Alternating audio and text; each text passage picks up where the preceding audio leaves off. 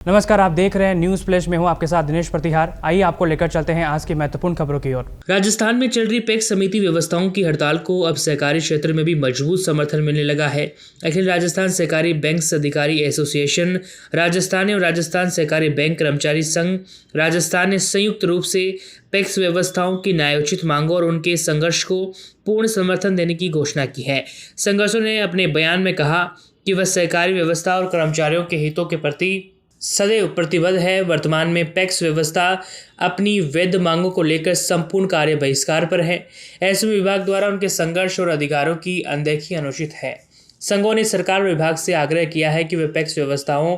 को मांगों पर गंभीरता से विचार कर शीघ्र ठोस समाधान प्रस्तुत करें ताकि सहकारी तंत्र की कार्यप्रणाली सामान्य हो सके। संघों ने यह भी कहा कि संगठन इस आंदोलन में पैक्स व्यवस्थाओं के साथ नैतिक और संगठनात्मक सहयोग से पूरी तरह से ही खड़ा है।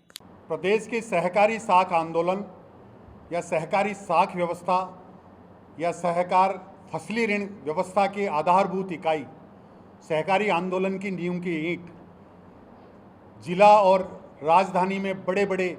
सहकार भवन के रूप में बने हुए अट्टालिकाओं और भवनों की जड़भूत इकाई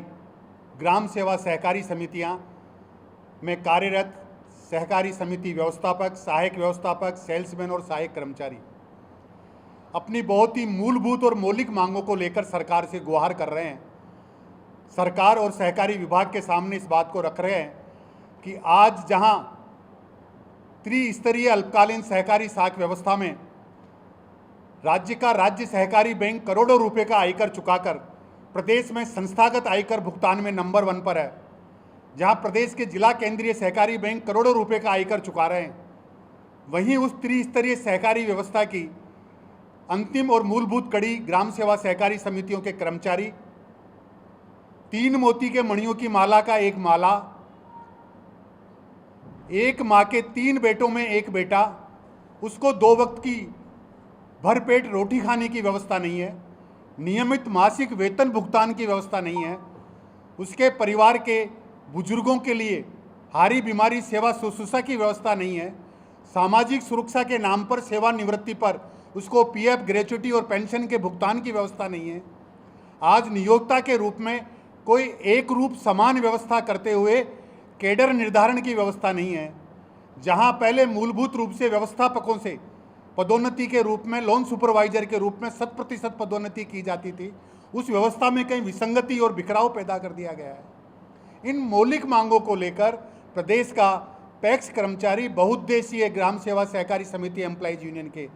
बैनर तले 2 अन्य संगठनों के साथ आंदोलन पर है।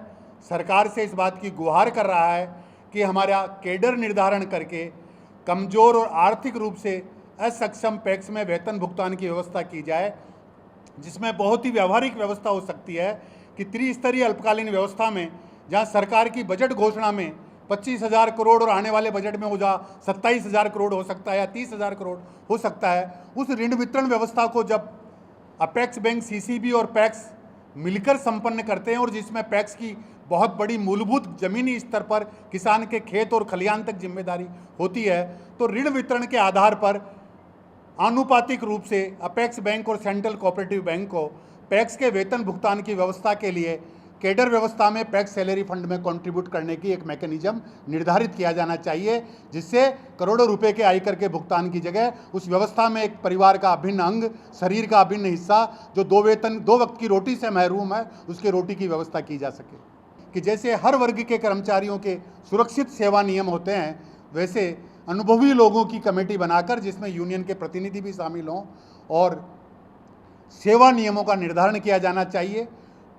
पुरानी व्यवस्था के तहत 100% लोन सुपरवाइजर की पदोन्नति में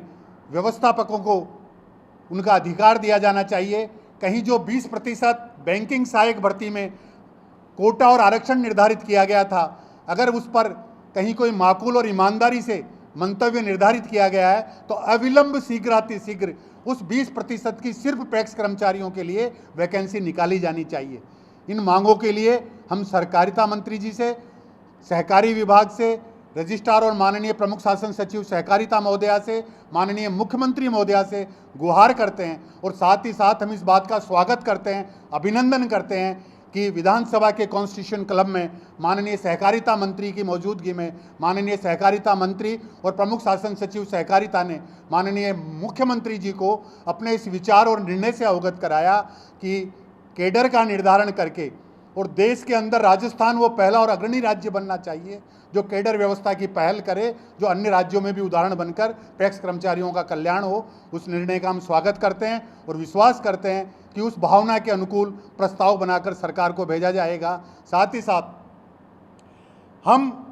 द्विपक्षीय वार्ता के माध्यम से इन मांगों का निस्तारण करते हुए आंदोलन को सौहार्द और शांतिपूर्ण तरीके से, सद्भावपूर्ण तरीके से, लोकतांत्रिक तरीके से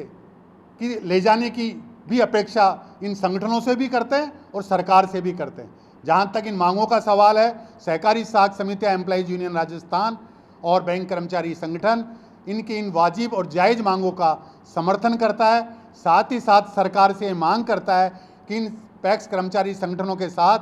बैठकर वार्ता कर, इनको लिखित आश्वासन देकर, इनको पूर्ण विश्वास दिलाकर कि इतने समय अवधि के अंदर इन मांगों पर निर्णयात्मक कार्रवाई प्रक्रिया शुरू कर दी जाएगी। ये लिखित आश्वासन देकर आंदोलन की स्थिति को टाला जाना चाहिए, जिससे सहकारिता सदस्यता अभियान तीव्र गति से चले। सहकारिता सदस्यता अभियान जैसा ऐतिहासिक कार्यक्रम राज्य में पहली बार किसी सरकार ने पूरा किया है, वो सफलतापूर्वक लागू हो, ऐसी हम सरकार, विभाग और इन संगठनों से अपेक्षा करते हैं। सूरजभान सिंह आमेरा, सहकार नेता।